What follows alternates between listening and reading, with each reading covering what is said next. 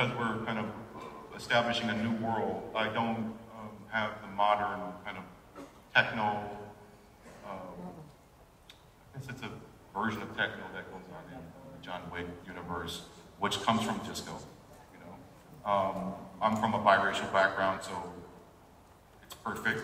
And it's fun. You want people to have fun. The one thing I love about the John Wick universe that I never had in my career was I don't have to worry about you know, generational trauma, social issues, all that stuff, and it frees you up to do all this kind of fun stuff, whether it's editing, production design, stunts, whatever it is. And we have everybody from Santana, ZZ Top, James Brown, Pink Floyd, Black Sabbath, Icy Brewers, Donna Summer, The Stooges, Harry Nilsson, The Who, okay? So it's like, and this is not me bragging on myself or I show, but I don't think this many